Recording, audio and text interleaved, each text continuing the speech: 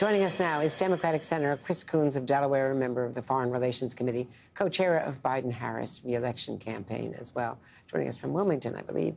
So, Senator, overnight, Israeli strikes, airstrikes, killed dozens of people at a school, a UN school and shelter in Gaza.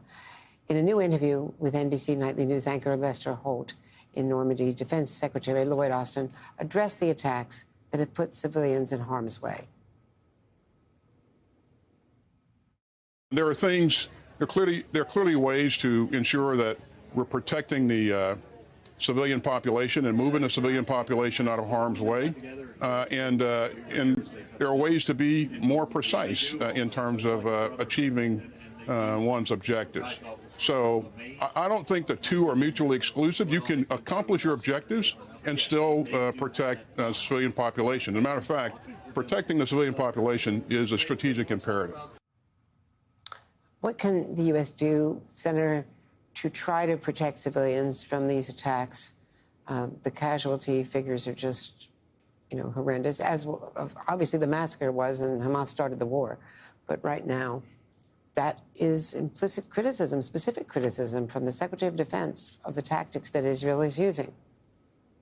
Well, Andrea, President Biden, Secretary Blinken, his whole senior team keep leaning into exactly the most important thing we could be doing to reduce civilian casualties, which is to bring an end to this war in Gaza, to secure a release of the hostages who've been held beneath Gaza by Hamas for more than 242 days, to bring an end to the fighting, a ceasefire, and a path forward that secures Israel's future and improves the entire region by making possible Saudi recognition of Israel and some path forward for Palestinian self-governance.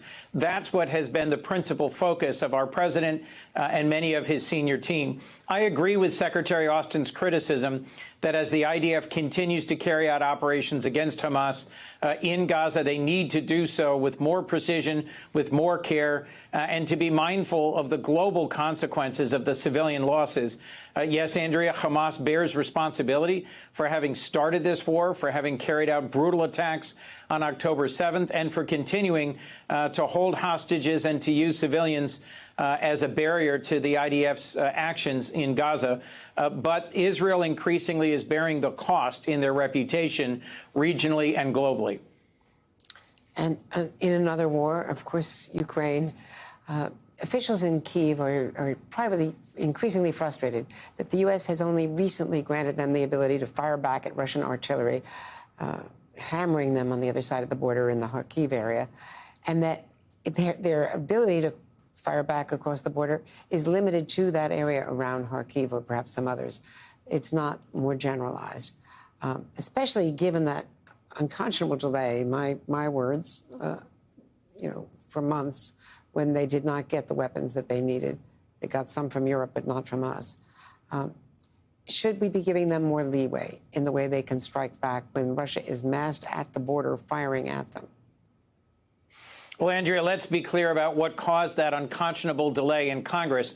It was the voices, mostly, in fact, almost exclusively in the Republican Party, mostly in the House, that are arguing for isolationism, that were refusing to move ahead with funding Ukraine and Ukraine's ongoing brave fight against Russia. Yes, we should be giving them leeway to strike back, particularly when Russia is using the fact that they can hit targets within Ukraine, like Kharkiv, from just a few miles inside Russia. I believe our president's given that approval. In fact, I think 300-kilometer range ATACMS have been delivered to Ukraine and have been used with real effect recently in attacking Crimea, Ukrainian territory occupied by Russia, but from which a lot of logistics and support and resupply is happening. So, look, President Biden gave a powerful and important speech on the beaches of Normandy today, where he reminded us that 80 years ago, there were voices in Congress that said we shouldn't go to war in Europe, that cautioned and that counseled isolationism. Those voices are back today.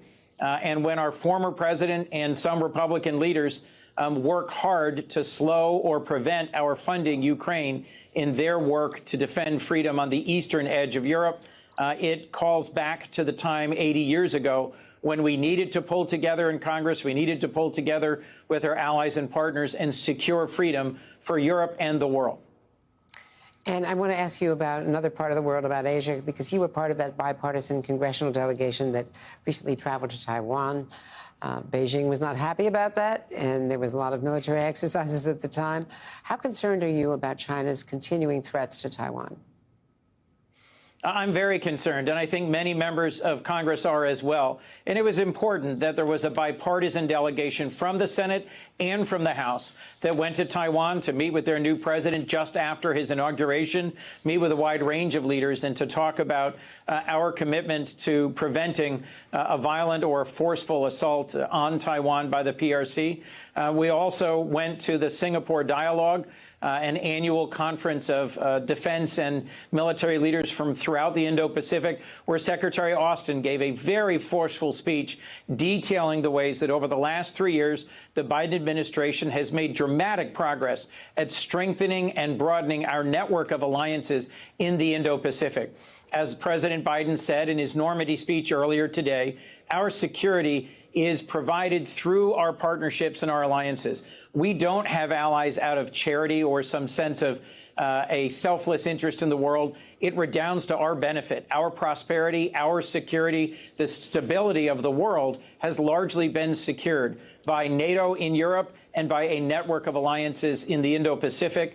President Biden appreciates and respects that. And frankly, one of the most concerning parts of former President Trump's legacy was the ways that he attacked and went after and weakened our alliances from his first days in office. Senator Coons, we're going to have to leave it there, but thank you very much for joining us today.